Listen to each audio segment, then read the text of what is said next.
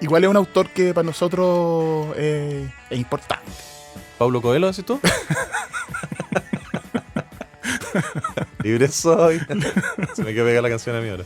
Sí, es que hagamos una denuncia. Sí. Llegamos a grabar y Benjamín Frozen. Entonces nos dejó pegar Frozen. Libre soy. Yo llevé a mi hijo a ver Frozen, ¿Ya? pensando que era una película más de Pixar. Y mi hijo, obviamente, que le gustan las películas de niños, así de Autito Cars, y y claro. todas esas cosas. Bueno, en la mitad de la película me dice, papá, no soporto más. Vámonos de acá. ¿Hasta qué hora van a cantar? Y tú que en la mitad de la película. Oye, Pero estamos hablando de Truman Capote, no de Pablo Coelho, era una... pero le habría gustado Frozen igual. Sí.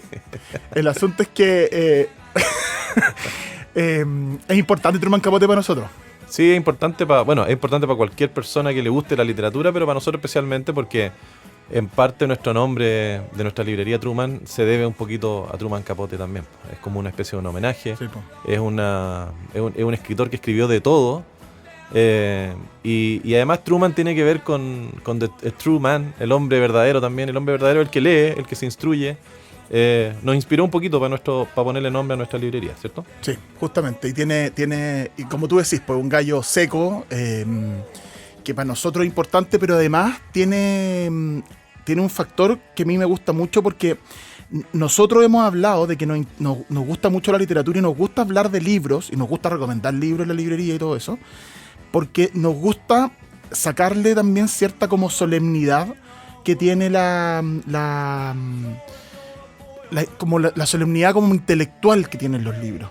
Sí, esta cosa como media pretenciosa no de los libros, pero de la gente que lee de repente, que se siente un poquito especial. Pasa con algunas profesiones también, Sí. que es como, quiero llegar ahí, y hay mucha gente que lee y que como que contribuye a seguir haciendo los libros un poquito inaccesibles, porque en el fondo hay tantos libros, hay tanta literatura buena, hay poesía, hay narrativa, hay miles de cosas, nadie puede leer de todo, y de repente esta cosa de que yo leo, Claro. pasa con algunos vendedores de algunas librerías o con algunos intelectuales que uno se queda dormido en la mitad del discurso, porque al final te cuentan lo que ellos han leído y todo, y eso contribuye a crear como una cosa como media latera con la literatura. Y nosotros, como no somos muy brillantes, tratamos de bajar la cosa a nuestro nivel y tratar de ser un poquito más entretenidos y que la gente lea, eso es lo importante. Y Capote es música para camaleones, dice esto. Para empezar, creo que la mayoría de los escritores, incluso los mejores, escribe de forma excesivamente elaborada.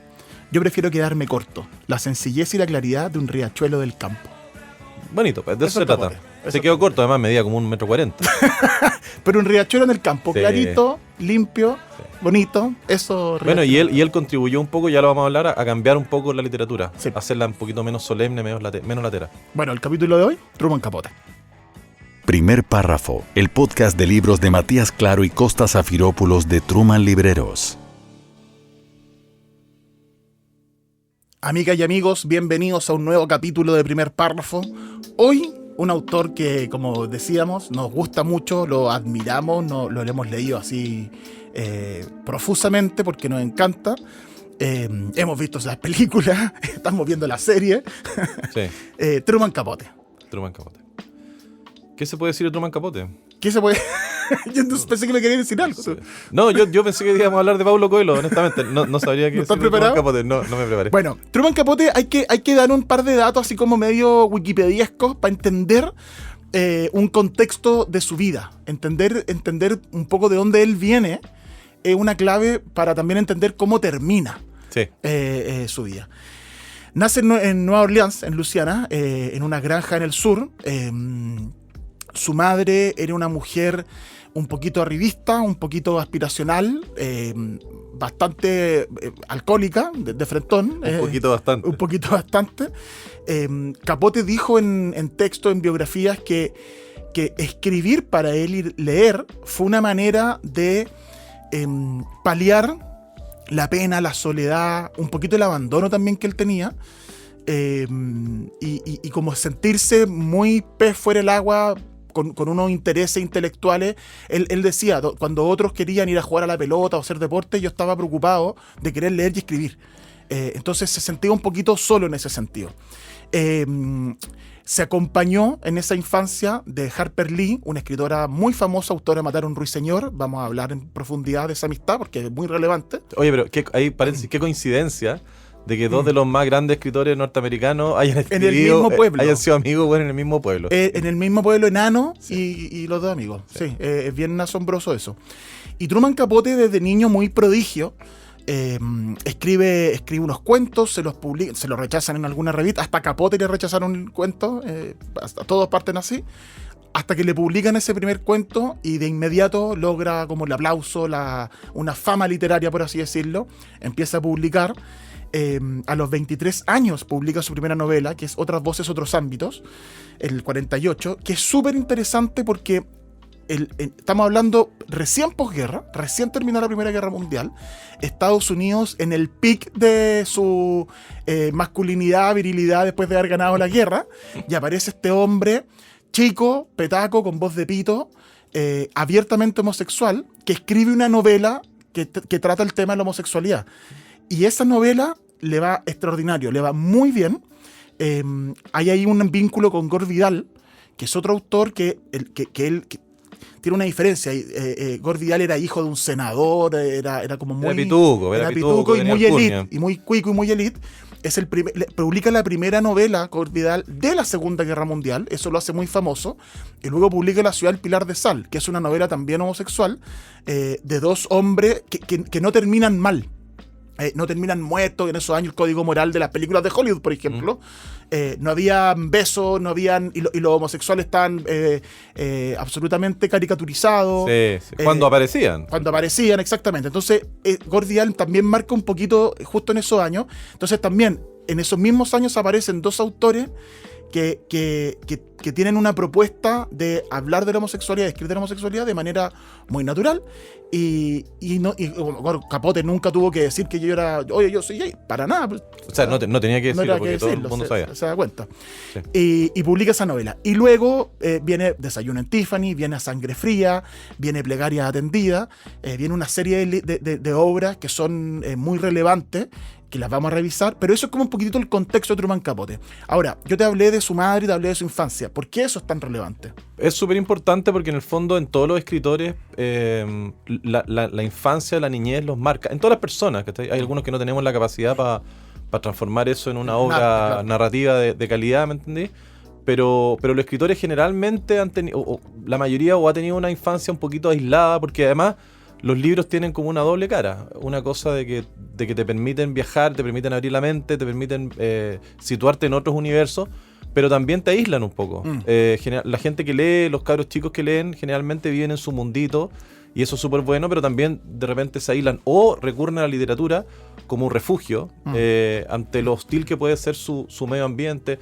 No vamos a hablar ahora del bullying y todo, pero imagínate Truman Capote en un pueblecito en Luisiana, en el sur de Estados Unidos, que es súper confederado, por así decirlo. Sí.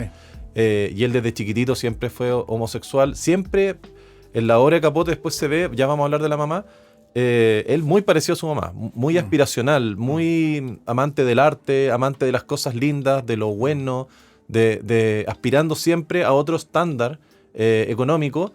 Él totalmente a contrapelo de lo que había en ese tiempo. O sea, como tú lo mencionaste, era súper chiquitito, era homosexual bien flamboyante, por así decirlo. Él no lo ocultaba, ¿me entendí? Era bien chamullentoso, Sí. era medio copuchento, Sí. ¿cachai? Y desde chico estuvo metido en eso, pero viviendo en el sur, viviendo como a medio pelo, él siempre aspirando un poco más, él siempre mirando como toda esta cosa de Nueva York, esta realeza, esta socialité de Nueva York.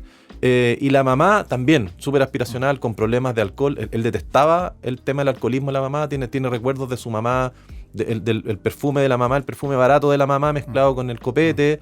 Él tiene recuerdos de eso, y después él con el tiempo cae en lo mismo. Él también termina siendo un alcohólico un poquito pesado, medio pastoso, que estáis, porque siempre terminaba como dando la tanda, porque es verdad. Pero al final, después vamos a hablar de la obra de Capote, porque el personaje es tan grande, la caricatura es tan grande, ¿me entendí? El Wikipedia es tan grande que uno se olvida de lo importante que fue él como escritor.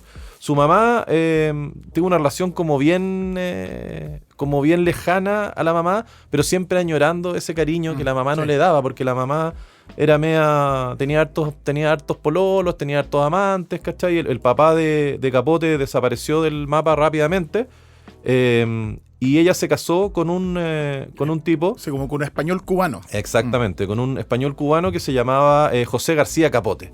Y Capote, bien marquetero, bien inteligente, adoptó el Capote, ¿cachai? Entonces Truman Capote es un nombre es como una marca más bien. El bien como visionario en ese sentido de lo que significa el marketing. Eso marcó su carrera. Siempre fue genio de la publicidad y el marketing. De la autopromoción. De la autopromoción, sí. Imagínate, espérate, Capote con Instagram. Habría sido pero una locura. Bueno, pero odioso también. Pues, sí, habría peleado con todo el mundo. Claro, pues sí. Bueno. Oye, pero siempre tuvo este complejo él de haber salido del sur, de estos barrios bajos, medios blancos, lo que se le llama, ¿cachai? Como peyorativamente white trash, esta gente blanca del medio oeste, los votantes de Trump, dirían algunos, los magas, que son medio ignorantes, como que el centro del universo de Estados Unidos, que sí, imagínate cómo era esto en los años 50, 40. ¿cachai? Recién ganada la Segunda Guerra Mundial. Además, pues en la cresta de la ola de la soberbia, claro. Gringo. La Harper Lee, que era su amiga, que es una escritora también así monumental, que escribió un libro que se llama Matar a un ruiseñor, que lo vamos a comentar más ratito. Fueron amigos chicos, el papá de ella era abogado, les prestaba la máquina de escribir y él empezó ahí a teclear sus primeras cosas. Siempre estuvieron juntos, siempre anduvieron de la mano eran muy amigos. Eran muy amigos. Después la mamá se casa con este Capote, con este señor Capote, y se van a Nueva York. Sí. Y es como el anhelo de Truman Capote, empiezan a vivir bien porque el gallo era medio fantástico para los negocios, levantaba negocios de un día para otro, sí. que sí, vivían en la opulencia. La mamá estaba en su salsa, ¿cachai? En la socialité, y Truman Capote también, empezando a ver los primeros. Y tuvo un par de años de muy buen nivel. Sí, de mucho viaje y copete y fiesta, y la mamá gozaba con eso, sí. Y lo pasó muy bien con eso. Pero espérate, hay un tema con Harper Lee que me gustaría que nos cuentes, lo de Matar a un ruiseñor. Te cuento lo de Matar a un ruiseñor. Lo que pasa es que, bueno, la Harper Lee, para los que no saben, es una escritora tremenda, muy amiga de Truman Capote. Ella escribió un libro que se llama Matar a un ruiseñor, después hicieron la película, How to Kill a Mockingbird se llama, donde actúa Gregory Peck. Gregory Peck es un abogado que está inspirado en el propio papá de la Harper Lee, que defiende a unos afroamericanos de un crimen y en el fondo es una novela y es una película después sobre el racismo, sobre las injusticias del racismo en el sur profundo. Y además, la gracia que tiene como película y como libro, al igual que A Sangre Fría, como que siembra la semilla de un género nuevo. Lo de Harper Lee, esta novela que estamos hablando, Matar a un ruiseñor, también sienta las bases como de las novelas o de las películas de abogados. ¿Cachai? Todo este estándar como legal del abogado parado alegando delante de este jurado, que son gente del pueblo, ¿me entendí? Y que los tiene que convencer. Claro, fuera de lugar, ¿cachai? ¿No? Todas estas frases que vemos en los juicios gringos, empieza con este libro. Y o sea, no se entiende John Grisham sin esta novela. No, nada. No existiría John Grisham sin esta novela. O sea, hasta en Los Simpsons, cuando Homero Simpson quiere hacer el remake con Mel Gibson de la película de, no me acuerdo cómo se llama, Mr. Chips Go to Hollywood, algo así, o a Washington, va a Washington y están en el Congreso y hay un juicio. Que es Mel Gibson el abogado. Es Mel Gibson el abogado. Entonces todas las películas de abogado, todas las, no sé, Filadelfia, no sé, todas las películas que se puede ocurrir de abogado gringo vienen de este libro de Harper Lee. Y es súper importante, y ellos eran chicos los dos y asistían al juicio, y la Harper Lee tomó notas y qué sé yo, y estuvo trabajando toda su vida en este libro que finalmente terminó ganando el Pulitzer. Y Truman Capote es un personaje del libro. Exactamente, el amigo de la niña narradora, de la niña que es, o sea, no es narradora, pero de la niña que es la hija del abogado Atticus Finch. Charles Baker Harris se llama el personaje que le hicieron a Truman Capote, ¿cachai? Obviamente Truman Capote, como era de veleidoso, cuando la Harper Lee ganó el Pulitzer, se murió de envidia. Sí, pues le dio celo. Sí, y eran amigos, eran súper amigos. No, y él era bien venenosillo. Sí, pues. Tenía sus cosas. Bueno, esta historia de Capote, de su vida en el sur de Estados Unidos y su amistad con Harper Lee lo marca, pero volvamos un poquito a lo de la mamá. Sí. Él ha dicho que su madre, a declaraciones así textuales de entrevistas, decía: mi madre no era mala conmigo, simplemente tenía otros intereses. Y esos otros intereses era que quería escapar del sur, que quería vivir una vida de lujo y de carrete, alcohólica, como lo dijimos. Mi padre llegó a contar 29 amantes, dijo Truman Capote en alguna ocasión en una entrevista. Y cuenta otra anécdota que habla mucho como de cómo él volvió a repetir eso. Decía: mi madre me encerraba durante horas y salía de juerga. Desde entonces no soporto los cuartos pequeños y cerrados, asfixiantes y con olor a muerte. Que claro, él era un cacho para la mamá en el fondo. Era un cacho, po. Y esta historia de que tú contaste del perfume fue real. O sea, estaba tan como abandonado Truman Capote que en una ocasión cuando niño tuvo una apendicitis aguda y el pueblo, y además el pueblo así como bien a lo guaso también, no estaba el cirujano. Y no había un Cefam. Claro, con baile. Y lo tuvo que operar un veterinario a Truman Capote de la apendicitis. Especialista en caballos. Lo operó de apendicitis un especialista en caballos, un veterinario. Quedó galopando súper bien después de la claro, ganó el Kentucky Derby. Sí, le puso un par de herraduras y listo, Truman Capote para la batalla. Y la otra es anécdota del perfume, que Truman Capote se acuerda y dice que odiaba el perfume de la mamá, que se llama Evening in Paris, porque él recuerda el olor de ella, de perfume con copete, cuando llegaba a curar y la hablaba, y odiaba esa cuestión, y un día por hacerle daño a la mamá, decide quitarle el perfume, botarlo, y no haya nada mejor que se lo toma. Y se pega una curadera, igual los perfumes tienen intoxicación, alcohol, intoxicación y curadera, sí. Claro, estuvo al borde de la muerte con eso. Entonces, es muy raro eso. Ahora, la mamá finalmente, como tú decías, se casa con García Capote, Truman adopta su apellido, viven estos años de lujo, pero tienen un mal final. O sea, sí, se van. El García Capote, que era una especie, no sé si era estafador, pero era como una especie de player, así que tenía unos negocios buenos un día, y de un mojón a un monumento, como dice mi papá. Un mojón es como un monolito, a un monumento gigante. Esos gallos que de un día para otro tienen un montón de plata y al día siguiente están escapando de la justicia, giro del oso de cheque, qué sé yo. Bueno, y este gallo finalmente cayó preso por un desfalco y la mamá no pudo soportarlo. La mamá no pudo soportar quedar como... no pudo soportar el ostracismo, quedar exiliada de esta socialité, de esta elite neoyorquina. Y del dinero. Y del dinero, obviamente. Y la mamá también termina mal. Se suicida. Se suicida no con barbitúricos, sí, a los 49 años. Sí. Y queda Capote solo, ya estaba no era un niño chico, ya era un joven. Pero imagínate el peso que él tenía de su propia sexualidad, que en ese tiempo era una cuestión, no era baladí, no era trivial ser homosexual en ese tiempo. Él era abiertamente homosexual y además con toda esta carga genética, emotiva de su familia, ¿cachai? Obviamente que terminó refugiándose en la literatura. Claro, sí. Y en una forma de sublimar todo este dolor, ¿cachai? En algo más lírico, ¿me entendí? Sí. En algo, porque la prosa de Capote es tremenda. Convertir eso triste en algo más positivo de alguna manera. Ahora, vamos a hablar de un poquito más de la obra de Capote, pero no vamos a partir en orden, no vamos a hablar primero de que estas novelas, que el Arpellet, que es Sangre Fría. Pero sigamos con un poquito de chimuchina. Sigamos con el copuchenteo y con el cotilleo. Ya vamos a ponernos serios ya. Está siendo relativamente contingente Capote nuevamente. Sí.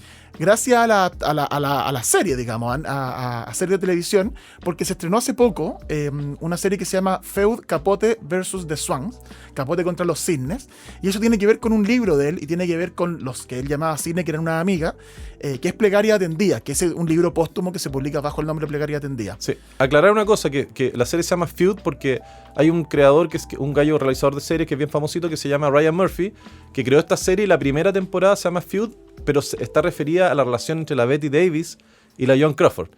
Y actúa la Susan Sarandon y la Jessica Lange. Y la segunda temporada, todas las temporadas tienen como temática entre hollywoodenses, ¿cachai? De actores, y la segunda temporada está dedicada a Truman Capote y sus amigas socialité que él tenía en su círculo en Nueva York. Ahora, ¿por qué este círculo socialité y por qué es importante esta historia?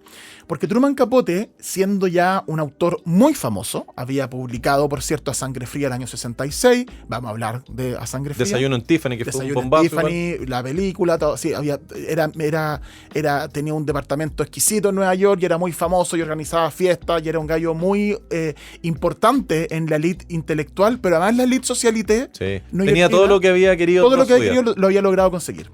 El año 75 publica un relato. Capote, además de publicar su libro, publicaba en revistas, en la New Yorker, en Esquire, cosas así. Y en la revista Esquire publica un adelanto de una novela que él había anunciado, que él, en estas siempre movidas de marketing un poquito fanfarrón, pero con justificación, porque era muy seco, sí. Había dicho, esto es hacer llevar a Proust y En busca del tiempo perdido a lo moderno. Eso es lo que él quería. Ese era su objetivo. O sea, ¿sabes que yo hoy día, la próxima novela, no sé si te conté que estoy escribiendo una novela, va a ser mejor que En busca del tiempo perdido? Sí. Esa era la declaración, la cuña de Truman Capote. Y esa era Plegarias Atendidas. Y publica un relato. Ahora estuvo 10 años Sí, escribiendo esa cuestión, medio bloqueado, medio presa de la fiesta, de la joda, después de la sangre del fría, copete, ¿cachai? De la fama. Sí. Y él publica un texto que se llama La Côte Basque, que era un restaurante vasco de Nueva York. La Côte Basque 1965. Pituco, y todo Pituco, el mundo claro. llega para allá. Y el texto que lo publica en la revista Esquire deja la cagá. Porque lo que cuenta ahí son revelaciones en la copucha, narrada a través de un personaje, disfrazado a través de supuestamente literatura. Pero de nuevo, volviendo a esta cuestión de la no ficción, es decir, que vamos a hablar de eso en Sangre Fría, pero es contar algo que de verdad ocurrió a través del prisma de literatura, pero que ocurrió. Sí, en este caso un poquito justificación, bueno, yo creo que Capote era un poquito, Capote estaba medio bloqueado, no tenía mucha idea y en algún momento tuvo una epifanía, un chispazo donde él se da cuenta de que yo puedo escribir de estas cosas que me pasan, bueno, mira, no he podido escribir mi libro porque voy todos los días a comer y a tomar café con estas gallas, bueno, sé que voy a escribir de eso. Él lo justifica un poquito diciendo como es como non-fiction, voy a tomar un hecho real y lo voy a novelar y todo, pero yo creo que fue malo para él también, lo vamos a contar. Sí. Bueno, ¿por qué fue malo para él? Porque revela las infidencias, los secretos, los verdaderos secretos que tenían. Justamente sórdidos, que tenían estas mujeres tremendamente cuicas, tremendamente millonarias, casadas con hombres muy poderosos además, muy importante. Con empresarios, con gente de los medios de comunicación, cosas así, y revela estos secretos con apenas un velo de cambio de nombre, que tiene un nombre técnico, es un Brifla Romana, una cosa así, que es como las novelas que cambian dos cositas para parecer que son novelas, pero en realidad son realidad. Es como que vamos a hablar de tu sordidez, Matías, y yo te pongo Tobías Claro, en vez de Matías Claro. Todo igual cacharon quién era. Justamente. Marcelo. Claro. Y el asunto es que, pero eran cosas así como tú dices, sórdidas, o sea, infidelidades, escarceos sexuales, accidentes sexuales de frentón, Sí. Delitos. Delitos. Sí. Y él lo cuenta todo y todo el mundo se dio cuenta de quién estaba hablando. Sí. Bueno, este gallo había logrado finalmente desde un pueblito, weón, perdido en el sur de Estados Unidos, ¿cachai? Llegar a Nueva York y transformarse un poquito también, yo creo que él siempre lo supo, en un poquito la mascotita simpática de todas estas viejas cuicas, ¿cachai? Sí. Que eran muy cuicas y muy mega millonarias, ¿me entendí? Pero que tenían unas vidas bastante oscuras también. Todas sabían que sus maridos las gorreaban y lo aceptaban y porque en el fondo todo tiene un precio, ¿cachai? Claro. Sí, y Truman Capote logró instalarse como una especie de gatito de chalet al centro de este grupo de viejas, que no eran tan viejas en ese tiempo, y él, puta, bueno, lo logré, ¿cachai? No estoy ahí metido, todos lo invitaban a las fiestas, porque además el gallo era muy entretenido, era muy extrovertido, ¿cachai? Bueno, era un espectáculo. Narraba las anécdotas, tenía una memoria prodigiosa, entonces narraba las anécdotas súper bien y era gracioso, y ese tono de voz era muy particular, entonces, como tú dices, era una cuestión entre divertido y mascota, una cosa bien excéntrica. Y bueno, las cines que él llamaba, no sé, la más importante era la Babe Paley, ¿cachai? Que se llamaba Barbara Cushing. Ella era hija de un neurocirujano, unos buenos de Boston con mucha plata. Tenía 2 hermanas, le decía las fabulosas hermanas Cushing. No sé, una se casó con un Rockefeller, con un Astor. La otra se casó, ¿cachai? Con el hijo de Roosevelt. Bueno, esta cabra era súper linda y en su juventud tuvo un accidente y se rompió un pómulo, los dientes. La operaron, quedó más bonita todavía. Bueno, entonces la mina se creía el descueve, se casó primero, ¿cachai? Con el magnate del petróleo, tuvo 2 hijos y después se casó con Bill Paley, que era el presidente de CBS. Bueno, imagínate el magnate, ¿cachai? El weón tenía un departamento en la Quinta Avenida y en 2 cuadras más allá él tenía otro departamento, un hotel donde se la correaba, ¿cachai? Claro. Y ella era como la más poderosa, la más linda, y Truman Capote era como muy confidente de ella. Y además habían otras, ¿cachai? Que una que era hermana de la Jacqueline Kennedy, ¿cachai? Bueno, pero que se había casado con el príncipe de Polonia. No, eran puras cosas así, primer plano, farándula. Claro, así. La Diane Lane, la actriz Diane Lane, que hace el papel de la Slim Kid, que era una galla que se había casado con Howard Hawks, que era director de cine, weón, de películas famosas. El aviador de Leonardo DiCaprio con Martin Scorsese. Exactamente. No, ese es Howard Hughes. Sorry que te corrija. Sí. Howard Hawks era un director más serio, sin trastorno obsesivo compulsivo, que dirigía películas de vaqueros. Bueno, en definitiva, todas eran como gallas súper importantes y él, weón, estaba ahí como el bufón de la corte, básicamente. Pero todas lo querían harto. Y había una amistad genuina. Y era seco y era muy respetado también por eso. Claro, pero en el fondo ellas no tenían lo que él tenía, pero él nunca iba a tener Lo la que ella- alcurnia, ¿cachai? El linaje que ellas tenían, ¿me entendí? Y eso él siempre lo supo. Y un poquito picado también siempre supo que ellas lo miraran un poquito Sí. a huevo, era como Sí. una especie de bufón, como dije. Sí, Y se picó y le dio la cuestión entre copete y Valium. sí, Dijo, voy a escribir esto y empezó a contar infidencias. Cuéntala, no vamos a ahondar en detalles detalle. cabrosos, un poquito asquerosillos, pero porque los tiene. los tiene, ¿cachai? Mira, lean el libro y vean la serie que está en una plataforma. El actor En que Star interpreta, Plus. el actor que interpreta a Capote. que se llama Tom Hollander, que es un actor inglés, espectacular. Igual, es idéntico. Es idéntico, Si uno espectacular. busca, hay por supuesto que en YouTube hay videos de Capote porque ya era invitado a Johnny Carson, A todos al lados. programa, era un gallo muy, muy famoso y tiene el mismo tono de voz, la misma actitud, es idéntico a Capote. Sí, y es con un poquito desenfadado. Hay una escena donde él está comiendo con los cisnes, con las gallas, y había otra niña que se llamaba Anne Woodward, que era una actriz que se casó con un magnate también televisivo, de productor de cine, y ella, por error, mató a... Que en la serie de Demi Moore. En la serie de Demi Moore, que está como bien así... bueno, el personaje debe estar como medio para la corneta, así, encuentro yo. Pero además el personaje está como súper así alcoholizado, ¿cachai? Es como alguien que sufre. Es que bueno, uno conoce a la Demi Moore de antes, pero en fin. Pero han pasado los años igual, po. No, está bien, pues bueno, hay que mirarse al espejo todos los días. Cuando salgo a la ducha, mientras el espejo esté más empañado, mejor. Weón, para no mirar. Es como la vieja de... Bendita sea la presbicia también. Es como la vieja de Resplandor. En las fotos de antaño me veo bien, güey, y después el espejo real. ¡Ah! Horrible. Bueno, esta galla por accidente mató a su marido pensando que era un ladrón. Y en uno de los textos de... Y ella se lo cuenta eso a Capote muy secreto, Muy porque secreto. era una cuestión que realmente no la sabía nadie. Claro. En años donde esta cuestión se resolvió, pero no había... No, ella salió Instagram. absuelta, ella salió Claro, absuelta. pero no era como tan famoso, no era Claro. conocido por todo el mundo. Sí. Y ella se lo cuenta a Capote, y Y- Capote lo cuenta. en Y el texto. Capote lo cuenta insinuando que ella lo mató a propósito. Y esta galla, Anne Woodward, ¿cachai?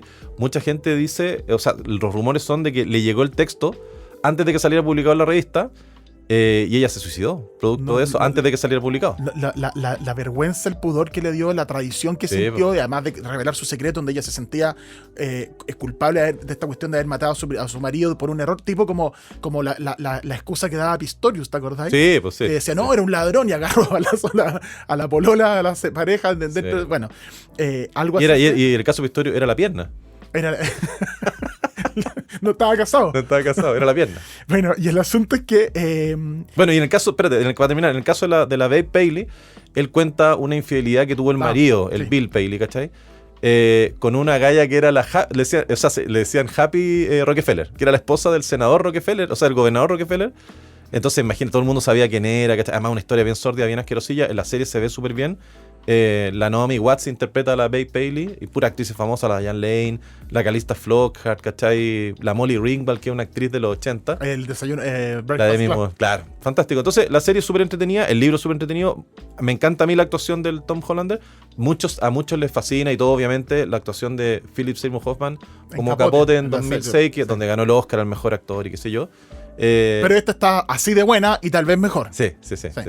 Bueno, el asunto es que este escándalo, amigos le dijeron, entre ellos el biógrafo y su amigo Gerard Clark, le dijo, "Weón, vaya a publicar esta cuestión, vaya a dejarla cagada", ¿cachai? Y el gallo le dijo, no se van a dar cuenta, son muy tontas, no sabrán quiénes son, decía.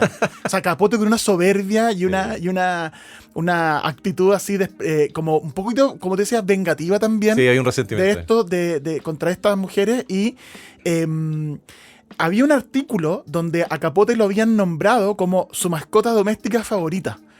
Y muchos dicen que esto fue la venganza de Capote a eso.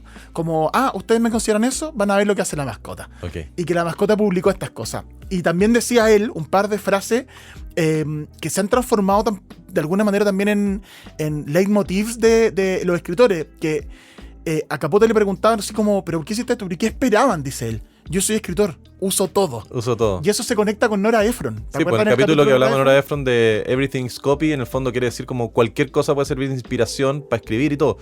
Y sabéis que me acabo de acordar de un cuento que es genial de un escritor que en algún momento vamos a hablar de él, que se llama Saki. Que es su, Sí. que es Munro, ¿cachai? Pero todo el mundo lo conoce como Saki.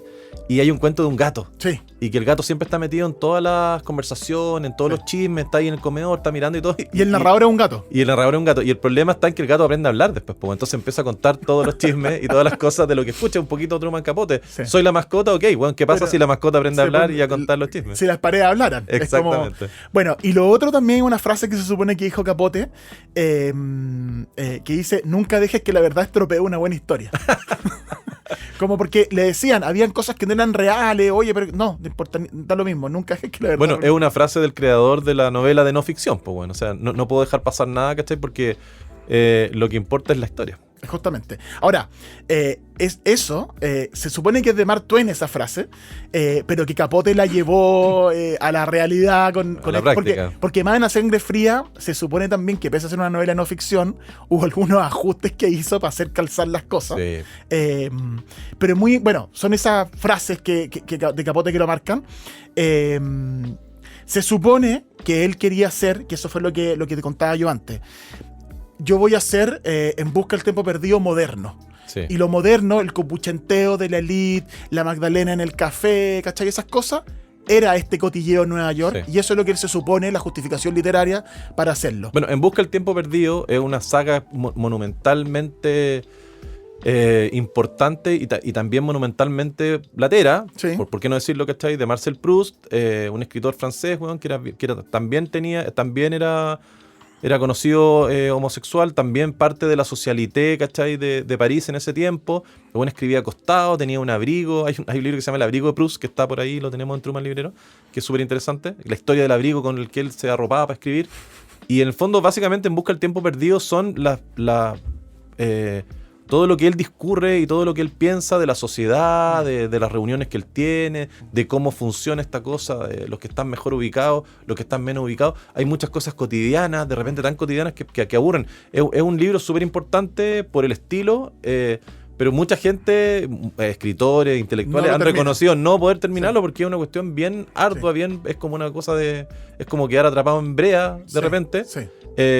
Y Truman Capote mucho más pop desde el punto de vista... Lo intenta hacer más... Lo intenta claro. hacer, ¿cachai? Yo me parece que son justificaciones de Truman Sí, Capote, sí, pero sí. en el fondo es un buen experimento. Ahora, usted podrá decir, oye, pero qué lata, yo no tengo idea en Busca del Tiempo Perdido. Sí conocen Busca del Tiempo Perdido. Hay una escena en Ratatouille, la película de Pixar, Sí. cuando Antón Egon, el crítico literario pesado... El crítico gastronómico. El crítico gastronómico, perdón, pesado y soberbio que va a juzgar la plato. comida de Ratatouille, del ratón, le sirven Ratatouille, prueba un bocado de Ratatouille y viaja en el tiempo a su infancia y se acuerda de su mamá. Eso está inspirado en una muy famosa escena de En Busca del Tiempo Perdido, donde el protagonista unta una magdalena, un quequito en el café, y eso lo hace también viajar en el tiempo de alguna manera en sus recuerdos, y se acuerda de cosas de su infancia, qué sé yo. O sea, Ratatouille y Pixar y Disney se alimentaron, everything is copy, y Exacto. rodearon Está tan de- inspirado, o sea, tiene tanta influencia en Busca del Tiempo Perdido que yo diría que junto con Ulises de James Joyce son esos libros de dos gallos así como monumentales, tremendos, pero que puta que lata leerlos de Sí, repente, que es como que uno complicado, se sí. agote, qué sé yo. Sí. Y bueno, no sé, mi consejo es como, yo creo que leer es un placer, leer es entretención.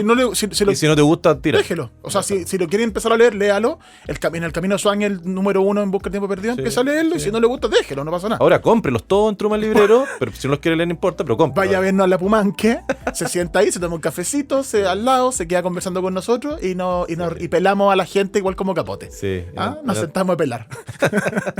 Oye, ahora, los últimos años de Capote antes de irnos a sus libros, ¿qué provocó la aparición de estos relatos en la revista? ¿Qué provocó eso en Capote? ¿Qué ocurrió con Capote después de esas publicaciones? Se fue a la cresta, pues, bueno. Se fue a la cresta porque en el fondo él había aspirado toda la vida a pertenecer a ese grupo. Después de que salieron estas publicaciones, el weón llamaba por teléfono a sus amigas y ni una le contestaba. Todas la Slim Kid fue como la que las alineó a todas, como diciéndole, oye, ¿cómo sabes que este weón no hay que contestarle nunca más el teléfono? Hay que en el fondo, Chao. hay que exiliarlo de este grupo, ¿me entendí? Y él vivió siempre tratando de volver a pertenecer ahí, tratando de llamarla, no le contestaban, él era súper amigo de la servidumbre, de todo, y él llamaba por teléfono, la servidumbre le decía, oye, no, está indispuesta, oye, no quiere hablar, oye, no, pues, dígale que estoy mal. En un momento pueden decir, dígale que estoy mal, y nunca le volvieron el llamado. Y hasta que ellas fueron muriendo, y él nunca pudo reconciliarse con ellas, ¿cachai? La única amiga que le quedó a Truman Capote fue la Joan Carson, que era la ex señora de Johnny Carson, que es un animador famosísimo, tal vez el más famoso de todos los tiempos en Estados Unidos, una especie de Don Francisco gringo que tenía el Late Night Show, y que apadrinó un montón de artistas, que sí. Él era muy amigo de Joan Carson, que era la señora de él, y terminó yéndose a vivir a Los Ángeles. El Capote siempre tuvo problemas de alcoholismo grave. Hay una escena que aparece en la serie, y además, si ustedes recuerdan, hay una película que se llama Clue, en la que está basado el juego Clue, que actúan puros actores famosos, y al final de la película como que nadie sabe quién fue el que los juntó para descubrir el crimen, y se da vuelta una silla de Truman Capote haciendo un cameo en esa película, qué sé yo. En la serie muestran cómo se le olvidan las líneas, bueno, porque bueno, ya estaba con mucho copete, con mucha droga, Valium, esas cosas recetadas, y al final termina yéndose a la casa de Joan Carson a vivir y a morir finalmente. Varias veces, al último él ya estaba agonizando, tenía problemas del hígado, como no, ¿cachai? Y termina en el lecho de muerte, muriendo en la casa de ella. Sí. Él no la dejó levantarse de la cama junto a él, y las últimas palabras que pronunció... O sea, ella quería llamar a una ambulancia. Sí. Y Capote le dice, no llamé, déjame. La frase es, no quiero volver a pasar por todo esto, si te importo, no hagas nada, déjame ir. Sí. Pero el doctor ya la había... Bueno, y él se acuerda de su mamá en los últimos segundos antes de morir. Qué ironía, porque al final fue lo que nunca pudo tener, por una figura materna, una mamá preocupada y todo, y cómo le afectó eso. Pero el doctor ya le había avisado a Truman Capote hace rato ya. Va en mal camino. Le dijo, si usted sigue así, o sea, si usted tuerce el camino, le puede ir bien, pero si no, péguese un balazo en la boca. Y hágala antes. O sea, no sigas sufriendo, hágala antes, porque le dijo literal. O sea, si seguía así, es mejor que te pegue un balazo. Sí, le dice, si se endereza, tiene muchos años por delante, pero si sigue por ese camino, es mejor que se pegue un tiro en la boca. Y muere joven, Capote, muere de 59, 60 años. Sí. Le quedaban fácilmente... varios libros. Varios libros por delante, si murió joven. Sí, pero es que abusó mucho su cuerpecito pequeño y le terminó pasando la factura, ¿no? Sí. Mamá, siento frío. Sí, siento frío es como las últimas frases de... Es como un cliché de todas las películas chistosas cuando alguien está muriendo. Sí, tengo frío. Sí. Sigan ustedes. Sí. Sigan con una granada que hace explotar a los aliens. Bueno, ese es como lo que pasó con Plegaria Tendida, lo que pasó con la muerte de Capote, con su vida, con esta contingencia a propósito de la serie que está tan de moda. Pero para Capote llegar a ser quien era y para que ocurriera Plegaria Tendida, antes había publicado varios libros, obras maestras de la literatura. Son verdaderas obras maestras y de distintos estilos, porque publica unos libros que son ambientados en el sur de Estados Unidos, publica otros en Nueva York, publica a sangre fría esta novela no ficción. Entonces era un gallo, era realmente un genio. Era muy creativo. Entonces los primeros libros que él publica, las primeras 2 novelas, son Otras voces de otros ámbitos y El arpa de hierba. Comentamos un poquitito ya Otras voces de otros ámbitos. Ahora las publicas muy chico. 23, 25 años, 26 años, un cabro muy joven, que había... Que ya, o sea, que había logrado llegar a Nueva York, qué sé yo, cosas así, pero que había crecido, recordemos, en una granja en el sur de Estados Unidos, aislado de todo el mundo cultural y todas las movidas. Era lectura y escritura, nada más. Sí, además hay que recordar el contexto en ese tiempo. La literatura en Estados Unidos todavía era un poquito... Todavía era un poquito florida, ¿cachai? Todavía era un poquito enfocada como al cine, como media Sinclair Lewis, ¿cachai? Todos esos escritores de Tennessee Williams. Había una cosa media teatral, ¿cachai? Todavía y todo. El impacto que recién estaba teniendo impacto Hemingway. Porque Hemingway, vamos a hacer un programa de Hemingway, evidentemente. Sí. Como que en el fondo Hemingway inaugura esta cosa como de economía de recursos, ¿cachai? Sí. De frases cortas, de diálogos ágiles y qué sé yo. Y Truman Capote es como la nueva ola. Estoy pensando en Hemingway, en Scott Fitzgerald, ¿cachai? En Faulkner. Faulkner tiene otro estilo, más realismo mágico, más García Márquez, ¿cachai? García Márquez más como Faulkner. Y entonces como que Truman Capote toma eso y le incorpora nuevos temas. ¿Cachai? El tema de la homosexualidad y qué sé yo. Y se manda estos librazos a muy corta edad. Sí. O sea, Hemingway, como tú decías, es de la primera mitad del siglo XX. Ahí es donde él está donde él rompe en el fondo, es una revolución en la literatura norteamericana y la literatura en general. Hay una influencia de Hemingway Tremenda. en O sea, Capote. pensemos que Adiós a las armas del 29, porque en doblan las campanas del 40, El viejo y el mar es del 52, o sea, son los años en que Capote estaba ahí justamente también publicando los cuentos de Hemingway. Ambientados en la guerra, esos cuentos como tú dices, economía de recursos, la teoría del iceberg, cosas como esas. En el fondo no nunca decir de qué se trata el cuento. Ya hablamos en un momento, hay un cuento famoso de Hemingway que trata del aborto, pero nunca hablan del aborto. Hay Colinas como elefantes verdes. Sí, hay un libro muy bueno que se llama París, era una fiesta. Sí. Que Hemingway cuenta toda la experiencia de todos los escritores norteamericanos que estuvieron en Como en elefantes París, blancos, ¿cachai? perdón, colinas como elefantes blancos. En París, en los años 20, 30, antes de la guerra, y Scott Fitzgerald, todos se fueron para allá, Ezra Pound, la Gertrude Stein, que era una poeta famosa, y él cuenta todo ese ambiente que había ahí, ¿cachai? Súper como sin caer en el intelectual. cotilleo, pero No, cuenta lo cuenta desde el punto de vista como que lindo fue estar en París y cómo todo nos cambió el estilo literario, qué sé yo. Hay una película que se llama Midnight in Paris de Woody Allen, que tiene eso, sí. que cuando viajan al pasado están todos en el café y aparece un Hemingway. Justamente. Ese libro a mí me gustó mucho cuando lo leí. No sé si me iba a gustar tanto ahora, pero lo leí hace un buen tiempo y me encantó. Y muestra como la vocación de Hemingway de ganar un poco de plata porque escribía un reportaje para un diario en Canadá y pescaba la plata, compraba una bolsa de carbón para tener en la estufa y se iba a jugar a los caballos. Sí. Bueno, Hemingway era así, cazador de elefantes, pescador. Bueno, pero ya vamos a hablar de Hemingway en un momento, estamos hablando de Truman Capote. Bueno, y el asunto es que en estas dos novelas, Otras voces de otro ámbito y El arpa y hierba, volvamos a los años, el 48 y el 51. O sea, contemporáneo con Hemingway, pero ya Hemingway había aparecido. No, Hemingway entonces era se nota mucho consagrado. y Hemingway en esos años gana el premio Nobel. Estaba pronto a ganarlo. Entonces, esa es la influencia también de Capote. Y ambas novelas tienen cuestiones bien similares. Ambas ambientadas en el sur de Estados Unidos. En el caso de Otras voces de otro ámbito, el protagonista se muere su mamá, se va a vivir con el padre lo abandona y se va a una mansión en ruina, a vivir como con una casa que lo adopta. El personaje es gay, hay otros personajes también gay. Entonces tiene esta como honestidad y esta temática que para Capote era muy importante, como esta honestidad también de estos son mis temas, de esto voy a escribir. Sí, no, y además súper valiente, pero además siempre los temas recurrentes de Capote es como un pez fuera del agua. Sí. Es como una persona que tiene cierta sensibilidad, ¿cachai?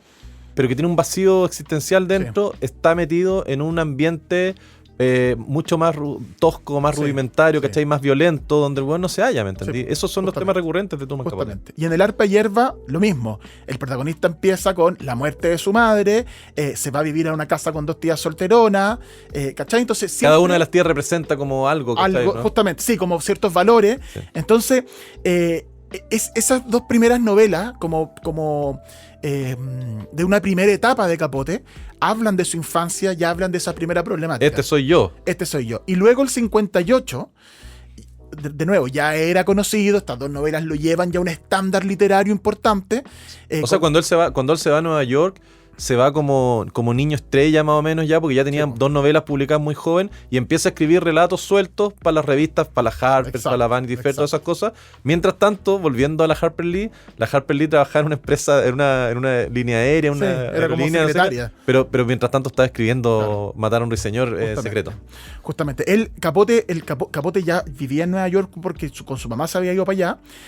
Pero publica estas novelas del sur de Estados Unidos, se gana fama, digamos, se pone a trabajar ya abiertamente como escritor, partió haciendo unas pegas como seleccionando tiras cómicas, unas cuestiones raras, y el 58 publica Desayuno en Tiffany's. Y esa novela ya es como ambientada en Nueva York propiamente tal, más allá de que tiene una inspiración en su historia personal. Sí, o sea, mira, Desayuno en Tiffany, uno como que la gente en general la mira con un poquito a huevo.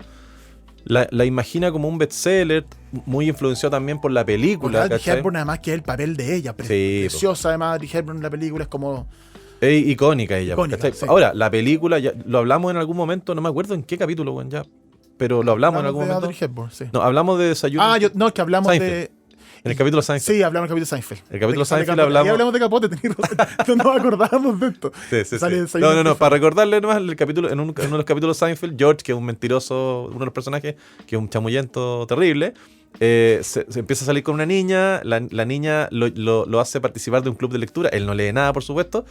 Le toca Desayuno en Tiffany, que es un libro cortito, 100 páginas, dice él, lo voy a leer al tiro, pero weón, como no tiene nada de concentración, no lo lee, y Jerry le da la idea de ver la película. Jerry, igual de ignorante que él en temas de libro, no cacha que la película es muy diferente del libro. Sobre todo el final. Claro, el weón se va a ver el weón va a sacar la película al videoclub en esos años, ¿cachai? Y la película no está, él descubre quién la arrendó.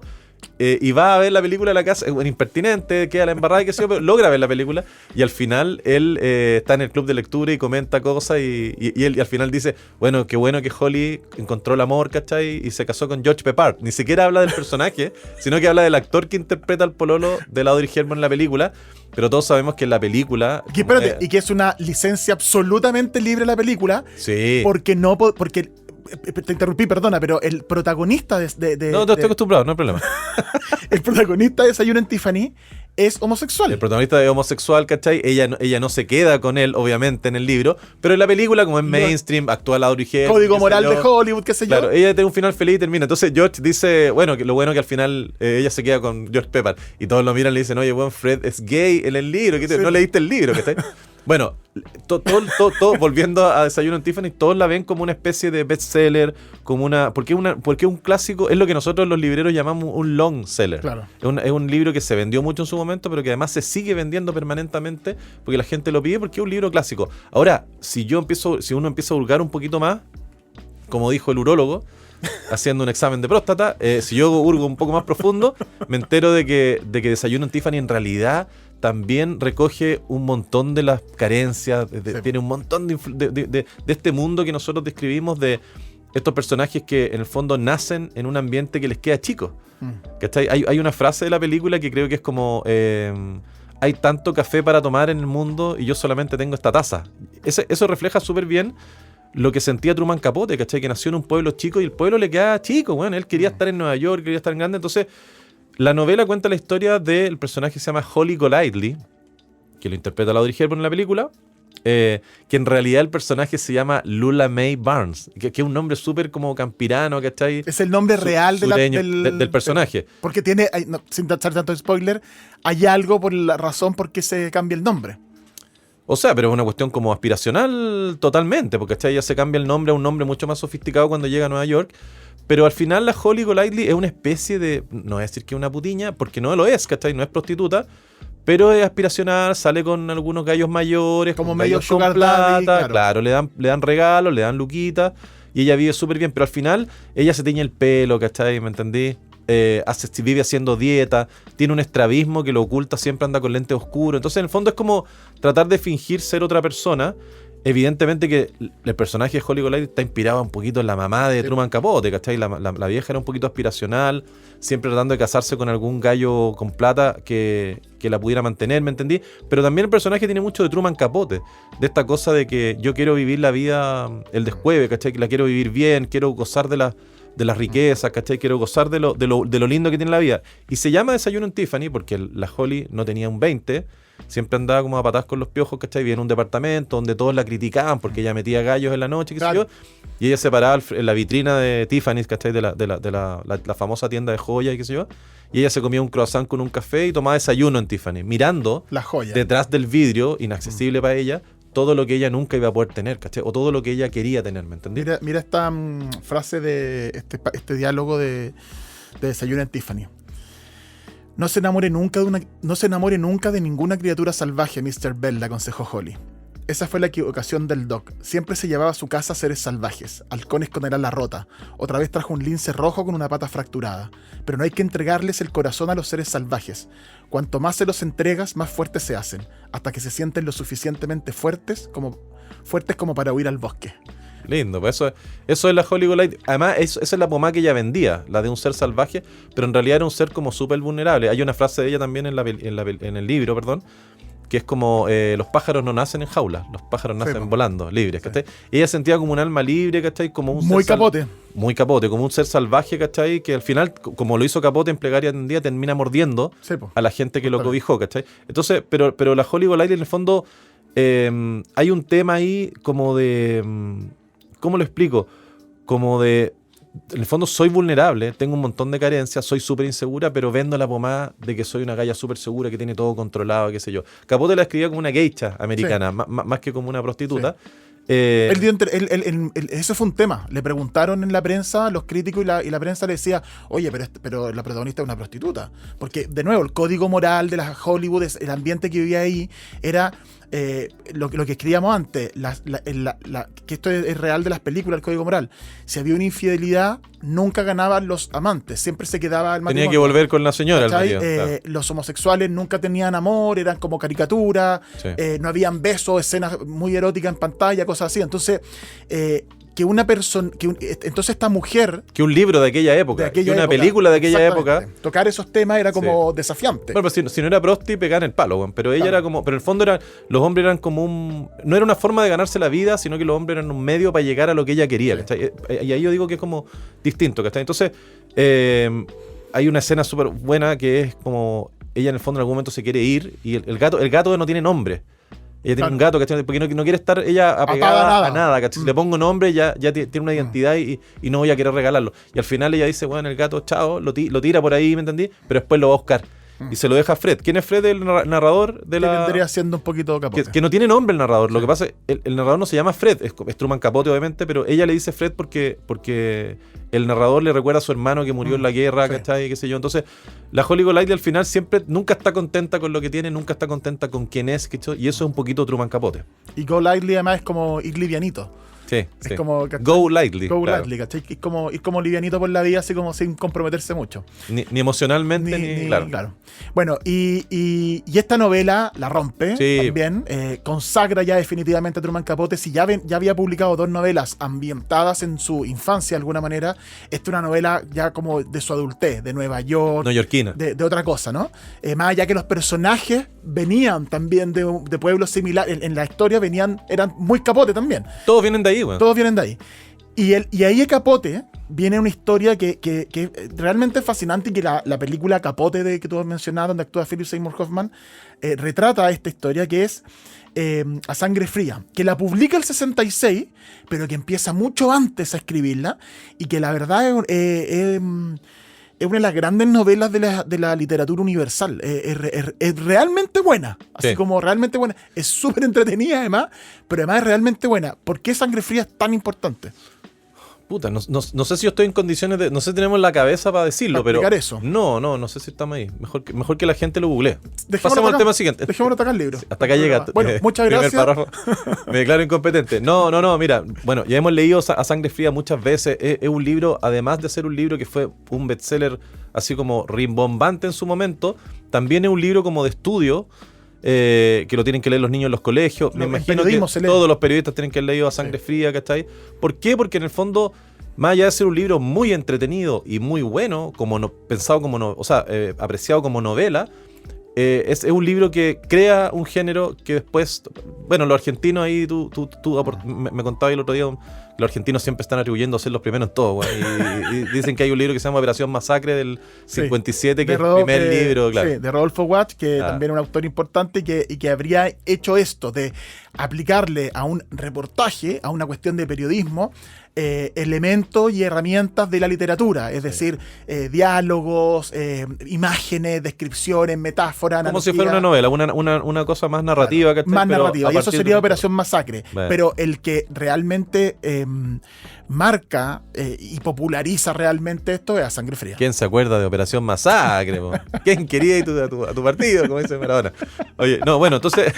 ¿Has visto ese? Al del arquero. Me Al encanta. arquero. Peter No, Chilton no me invitó a su despedida porque dice que yo metí un gol con la mano. ¿Y quién quería ir a tu partido? Le dice.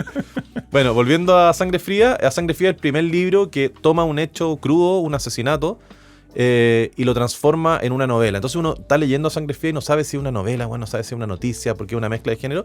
Y de ahí para adelante, ya vamos a hablar de la influencia que tuvo. De ahí para adelante se ha reproducido hasta el cansancio el género de non-fiction novel vinculado a crímenes. Non-fiction es como novela de no ficción. Entonces, en un pueblo perdido en Holcomb, en Kansas, ¿cachai? Una familia que todo tipo los Flanders, weón, de los Sí, Simpsons, sí, todo el sí, mundo sí. los quería, ¿cachai? Un matrimonio pueblo, con 2 pueblo hijos. que no pasaba Perdido, nada, nada, súper tranquilo, tranquilo. no sé qué. Sí. Aparecen en la mañana muertos todos de la familia crudamente muertos, Sí. señales, sangre por todos lados, un crimen bien cruento. Y culpan a dos gallos que eran medio... O sea, al principio no... No o sea, saben qué fue, po, claro, obviamente. O sea, y el libro, para contar un poco eso, de qué se trata el libro, tiene una cuestión muy interesante porque va narrando las vidas y lo que hicieron en esos días y la historia de esas personas, Los días previos, de claro. cada una de las víctimas y de los dos asesinos. De los dos supuestos asesinos, De lo- ¿cachai? Que al en final eran ellos, pero Claro. pero- Y va narrando entonces el papá, que cómo llega a la granja, que cómo trabajaba, que era súper respetado. La mamá era media depre, Sí. y que estaba no sé qué. Los hijos, que eran así como el quarterback y la cheerleader, ¿cachai? eran como súper populares y todo. O sea, todo eso que tú mencionas, Matías, como introducción de la novela, no iría de ninguna manera en la noticia. Exactamente. Si yo lo leo como Exactamente. una noticia, a nadie le interesa, weón. Sí. Si la mamá era media depre, si el papá era aquí, o el cabro chico era el quarterback del equipo, o la niña era la cheerleader, o Sí. qué sé yo, a nadie le importa eso. Entonces, la gracia de Truman Capote es que toma este hecho y lo adorna, entre comillas, ¿cachai? Con cosas novelescas, con cosas que te sitúen en un contexto. Entonces, pillan a estos dos gallos sospechosos del crimen y los empiezan a enjuiciar. Y Capote se agarra sus maletas y sus cosas y se va con su amiga Harper Lee, la escritora, la autora de Matar a un Ruiseñor, Justamente. y se van a presenciar los juicios, la audiencia, a investigar y todo, pero tú tenés que entender de que Capote, que ya era un rockstar en ese tiempo, homosexual, flamboyante, ¿cachai, weón? Despertaba un montón de recelo, ¿cachai? En esta comunidad de este pueblo Golpeado por super campirano, golpeado por Claro. un crimen que realmente o sea, en el libro eso está súper bien transmitido porque Capote entrevista a la gente, conoce a este pueblo. Pero al principio nadie lo pescaba, No, nadie lo po, pescaba. nadie quería O sea, hablar con él. Eso lo vamos a profundizar porque es súper interesante. En el libro está contado como que y el vecino no sintió ningún ruido, no sé qué, y es terrible ahora tener que echar llave a la puerta. O sea, Sí, ¿cómo cambia? eso fue lo que cambió en la gente. Y es un poquito la historia de Estados Unidos, weón, de que Sí. ahora no podéis dejar la bicicleta afuera, que Sí, tenéis po. que... Y qué es lo que nos está pasando a nosotros también. Sí, po. Yo creo, o sea, como pérdida de la inocencia, de Sí, que no todo el mundo es amable y cualquier cosa puede Sí, pasar. O sea, vivir con inseguridad. Lo retrata súper bien también la película del 2006 de Philip Seymour Hoffman, esta cosa de que me es inaccesible, de que el gallo fue, pero no lo pescaban, ¿cachai? Sí. La Harper Lee lo ayudó mucho Sí. a romper esa desconfianza y que le dieran información, ¿cachai? Vamos a hablar más adelante de eso. Eso es súper importante. No, pero comentémoslo ahora porque hay un dato ahí No, más adelante. No, sí, ahora. ahora. que me parece súper interesante. El año 59, Harper Lee termina Matar a un Ruiseñor, entrega el manuscrito de Matar a un Ruiseñor, y un par de días después Truman Capote lee la noticia en el New York Times de este asesinato de granjeros en Holcomb, en Pueblo Kansas. Los Clutter. Los Clutter, y él dice, acá hay una historia que quiero contar, porque además un pueblo perdido en Estados Unidos, Capote, o sea, Sí. su origen. Y él habla con Harper Lee, le dice, acompáñame, Sí. y va para allá. Bien, Capote entendiendo, a mí no me van a pescar, porque se da cuenta, sabía que él no iba a caer bien allá, Sí. un pueblo herido, sospechoso, había llegado la prensa, estaba súper en la defensiva todo el mundo, y Harper Lee es clave para que esa desconfianza inicial se baje en la guardia, y es clave especialmente para que Capote obtenga una fuente fundamental que es el detective que está a cargo del caso, Alvin Dewey. Alvin Dewey. Y él le da acceso a los documentos, a todo, a Truman Capote.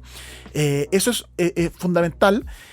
Y ya hay un pequeño también pelambre, pero publica Harper Lee Matar a un Ruiseñor, gana el Pulitzer, se supone que a Capote le dio un poquito de celo. Se muere de envidia. Se muere de envidia. Se supone que él, medio curado en alguna ocasión, dijo que no, yo escribí Matar a un Ruiseñor, ¿qué te pasa, cachai? Como yo la ayudé Como mucho. mirándola en menos. Sí. Y la verdad era al revés. Harper Lee fue fundamental para que Capote escribiera Sangre Fría. Y cuando Sangre Fría se publica el 66, ya vamos a llegar a eso, Capote dedica el libro, hace esto, para Jack Dumpy y Harper Lee con cariño y gratitud. Jack Dumpy era la pareja, el amor de la vida de Capote de alguna manera, el hombre con que él estuvo casi toda su vida. Y Harper Lee la amiga, pero con cariño y gratitud. Pero Harper Lee fue mucho más que cariño y Sí, gratitud. penca la dedicatoria, pues, weón, penca. Penca, porque ella lo ayudó un montón a abrirse paso para obtener las fuentes que le sirvieron para escribir a Sangre Fría, y además ella lo acompañó siempre. Mira, hay una parte, lo voy a decir nomás, weón. Hay una parte de la serie, volviendo a Plegaria Atendida, volviendo a los cisnes y volviendo a Truman Capote, ¿cachai? Siendo indiscreto con las penurias de su amiga. Hay una escena que están en el restaurante y se encuentra con la Anne Woodward, que es la que se terminó suicidando después. Sí. y la Anne Woodward le dice, weón, ¿por qué vaya a publicar eso? ¿Por qué estáis contando eso? Y qué sé yo, y la cuestión. Y el actor lo hace muy bien. Y él se ríe nomás, como que no le da importancia, porque ella ya como que no era de las cisnes principales, ya había pasado como un poquito a un segundo plano, que está como media caída en desgracia, después de lo que le pasó con el tema del marido. Y ella le dice, ¿por qué me hiciste eso? ¿Qué te hice yo, weón? Para que tú fueras tan indiscreto y me perjudicaras así. Y el weón como que se pica y le dice, una vez me dijiste faggot.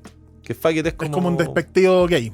Pero es como fleto, como que esté como bien súper despectivo. Sí. Y ella le dice, no, estás equivocado, yo no te dije faggot. Lo que te dije fue maricón venenoso, le dice ella. Y queda la cagada, le tira un vino en la cara y qué sé yo y todo. Entonces uno, más allá de las opciones sexuales, Truman Capote era bien venenoso. Sí, tenía esa cosa como de repente un poquito resentido, ¿cachai? Un poquito. Entonces, y con la Harper Lee fue bien ingrato. Sí, en este fue bien sentido. ingrato. Bueno, volviendo a Sangre Fría, es la historia de este crimen atroz al de la familia Clutter. Los pillan a los supuestos asesinos, que después terminaron siendo los asesinos, que eran Richard Hitchcock y Perry Smith. En la película antigua en blanco y negro, Perry Smith está interpretado por Robert Blake, que es el actor que hacía de Vareta en la serie y que además terminó matando a su señor en la vida real después. Imagínate, weón. Asesino en la película y asesino en la pantalla. Pasan las películas, pasan TNT. Claro. Bueno, mucha gente. Y el libro se trata de la historia de estos cabros. Truman Capote termina medio enamorado de Perry, que sí. Perry tenía inclinaciones homosexuales, ¿cachai? Termina medio enamorado de Perry. Y era un poquitito más clever también. Era un poquito más educado. Sí. Dick, que era Richard Hitchcock, era un poquito más bruto y todo. Mucha gente ve la relación de ellos dos, de estos dos asesinos, como una relación como de psicópatas que les dio la weá un día y fueron a matar gente. Pero Truman Capote tiene como otro enfoque que es una novela como de amor. Porque Dick, que era como el más bruto, qué sé yo, era heterosexual, pero Perry era más homosexual y está enamorado como de Dick. Y en el fondo Dick le va a decir, bueno, vamos a hacer esto, y Perry iba a ir a todas, ¿cachai? ¿No? Por amor, ¿me entendió? ¿No? Truman Capote termina medio prendado de Perry, después lo visita en la cárcel, ¿cachai? De hecho, lo ayuda a financiar abogados, cosas así. Exactamente. Entonces ahí viene esta cosa de esta dualidad de Truman Capote, este doble estándar, en el fondo, de decir, yo puedo publicar la novela una vez que termine el juicio, pase lo que pase. Entonces, y el juicio probablemente iba a terminar ¿en qué? En condena a muerte, pero cuando está enamorado de uno de los asesinos. Entonces, por un lado, quiero que termine y que lo condenen a muerte y que maten a este gallo que me interesa tanto para poder publicar mi libro, pero por un lado no quiero que termine la cuestión porque se va a morir este gallo, que había un dilema. Pero Truman Capote siempre tiraba más para... Era más interesado. Ojalá pueda publicar mi novela. Porque además leía fragmentos de la novela, hablaba, adelantaba, hacía una pega marquetera como bien en la universidad. Él siempre daba pequeños adelantos y leía en la universidad, en charlas, todo el mundo sabía que le estaba escribiendo este libro, entonces era como la polémica de cuándo va a salir. Se autopromovía bien. De hecho, lo publica en 4 entregas en la revista New Yorker y la rompe. Después, al año siguiente, se publica como libro, vende millones, logra de inmediato. Él sabía que tenía una obra de arte, una obra maestra, así lo decía en las fiestas, así hablaba del libro, y cuando lo publica todo eso se concreta. Hay una cosa que es bien importante de la novela, es que, como ya dijimos, sienta las bases para todas las novelas de crímenes, weón. Hay una novela que se llama Helter Skelter, que habla de los asesinatos de Manson, ¿cachai? Vamos a hablar en algún momento de James Ellroy, la novela Mis Rincones Oscuros, ¿cachai? Que habla del tema de... Ley Confidential, La Dalia Negra, el autor de esos 2 libros. Exactamente. Muchos libros después tomaron esta cosa de tomar un crimen real y hacerlo una novela. Hasta ese tiempo... las novelas de crimen se trataban como libros policiales. Exactamente. Y los libros policiales eran un detective más o menos rudo, más o menos alcohólico, más o menos inteligente, investigando un crimen, y por lo tanto era básicamente acción. Pero en ningún caso se basaba en un crimen de la vida real. Esa es la gracia. Además. Y en el caso de Capote es observar y describe momentos que van revelando la profundidad de la historia que está contando. Me acuerdo cuando van, más allá los spoilers son... Buena Sangre Fría, hace 100 años salió. Sí, claro. Narra cuando van los amigos de la familia Clutter a limpiar la casa. Y es brutal porque son 4 personas que llegan a la mansión, a la granja, la granja y tienen que limpiar la sangre y están así como no sé qué, y queman las cosas que no pueden limpiar, las colchas de las frazadas, las cosas de la pieza de la niña, y lo queman, y es como muy impactante, y eso no tiene relevancia en un libro policial. No tiene cabida. Porque no tiene una pista, no avanza en descubrir la cuestión, pero tiene una profundidad muy potente. Eso. Y hay una frase, y hay un párrafo que yo te quería leer, como para entender esta profundidad como literaria. Está hablando uno de los ¿cómo se llama? Uno de los habitantes del pueblo, ¿sí? Y que están hablando como del impacto que les generó este asesinato, como la violencia del asesinato. Y dice, y esto lo pone así como entre comillas, dice esto en Sangre Fría. Cuando me volví a casa a mitad de camino, encontré al viejo collie de Kenyon y el animal todavía estaba asustado. Se quedó allí quieto con el rabo entre las piernas sin ladrar ni moverse. Y ver al perro fue algo que me hizo sentir otra vez. Estaba demasiado aturdido, demasiado atontado para sentir toda la ruindad del suceso, el sufrimiento, el horror. Estaban muertos, una familia entera, buenas personas, gente amable, gente que yo conocía, asesinados. Había que creerlo porque era rigurosamente cierto. Esa frase, además, es novela de no ficción.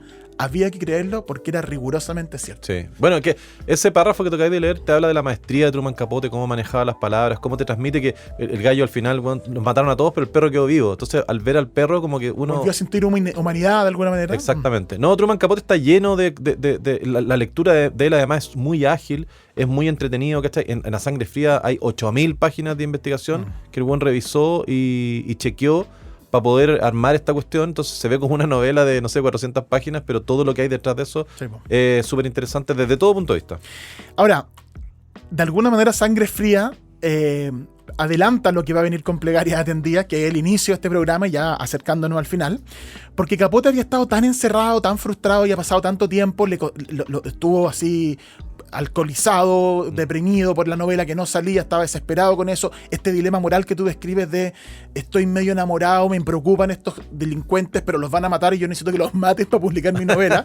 Eso también destruye de alguna manera a Capote. Sí. Y se publica la novela en el 66, y Capote ese mismo año decide hacer una fiesta, un baile, Black and White Ball, ¿ya? Y para no hacérselo a sí mismo, porque era muy ordinario, decide organizarle ese baile en homenaje a Katharine Graham, que era la editora, la jefa del Washington Post, que lo había pasado muy mal por todo el escándalo de Watergate y todo lo que había ocurrido ahí.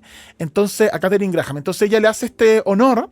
Era un pretexto para celebrarse a sí mismo y su fama nomás. Justamente, para celebrarse a sí mismo. Entonces, hace esta fiesta y dejó la escoba a la fiesta, famosísima, se ha replicado. Fue una cuestión así como la cumbre de la elite y del carrete. Estaban todas las cines, estaba todo el mundo, Capote carreteando, feliz, disfrutando. Y ese momento Capote como que cierra Sangre Fría y comienza su etapa de socialité, de cotilleo. Pasarlo bien, pues, bueno. Exactamente. Le pagan adelantos para publicar... el escándalo Watergate es años después, el de Katharine Graham. Katharine Graham, ya ella era muy importante en el Washington Post y él le hace el homenaje a Katharine Graham. Y viene más años, y con eso Capote comienza su etapa como más farandulera, ya la fama, el dinero, los millonarios, a Sangre Fría, ya era un genio Estudio reconocido. 54. Fiesta, Estudio 54. Y él con eso se dedica a esto y viene un bloqueo de escritura, no puede escribir nada. Le habían pagado adelantos millonarios por su próxima novela. $400,000. Y que se lo habían ido aumentando y le postergaban la fecha de publicación y le pasaban más plata. Porque estaba y empezó a decir, yo estoy escribiendo ahora una novela que la va a romper sobre la alta sociedad y no sé qué, y el cotilleo, y siempre hablaba y publica estos adelantos después de Plegaria Atendida, y viene en el fondo su caída de la o sea, si venía alcoholizado y drogado por la fiesta y por el éxito de A Sangre Fría, una vez que publica Plegaria Atendida, redobla su esfuerzo por alcoholizarse y por drogarse, producto de la pena y la depresión de haber sido exiliado de este grupo de elite de que él llamaba las cisnes, ¿cachai? ¿No? Entonces, y ahí empieza su declive. Pero Capote periodista también tiene otra faceta.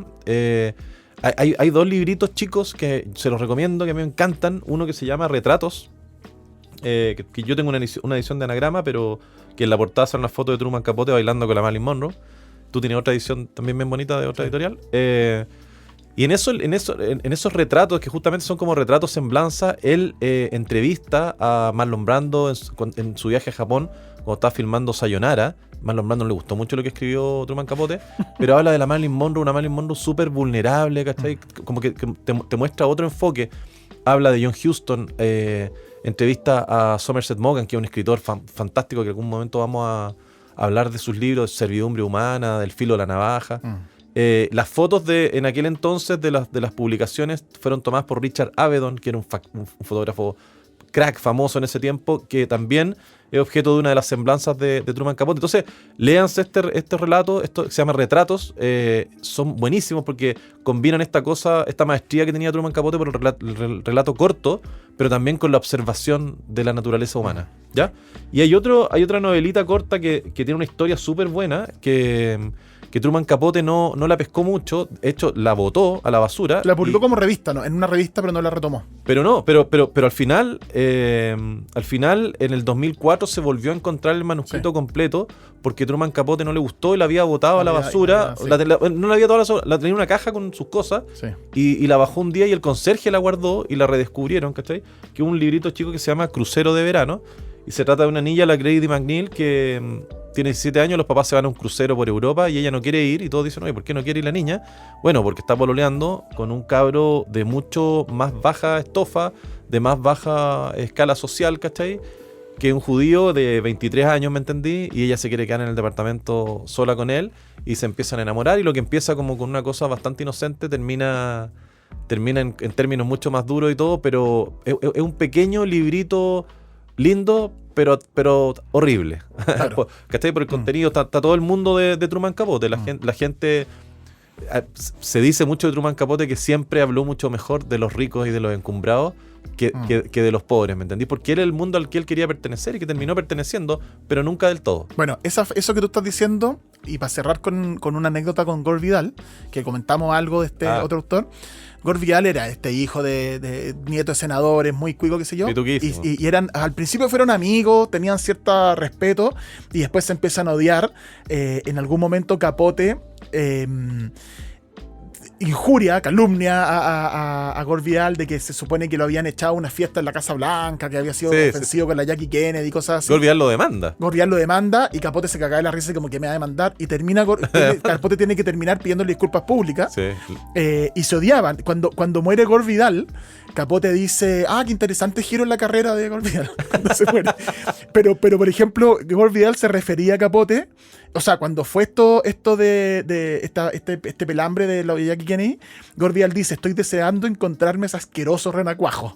Porque más Gore Vidal era como era más grandote, era más viril, ¿cachai? Pero ahí tú veis que en el fondo los dos tenían temáticas parecidas, tratadas de forma distinta, pero podrían haber sido aliados, pero bueno, no se odiaban, porque yo pienso que Gore Vidal tenía todo lo que Truman Capote quería tener y viceversa, ¿cachai? Truman Capote venía de un origen humilde, ¿cachai? Gore Vidal era pituco, pero Truman Capote es mucho más talentoso que Gore Vidal.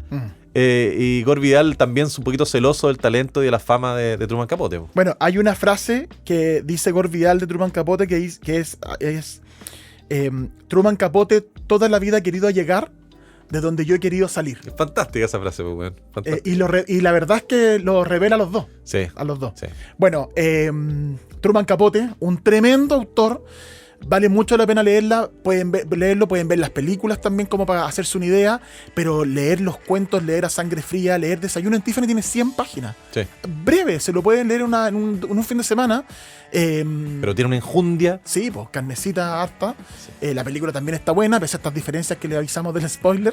Pero lean a Truman Capote, un autor que a nosotros nos gusta mucho y que para nosotros, Truman Librero, su nombre le debe algo a Truman Capote. De Truman Capote. Estamos en deuda.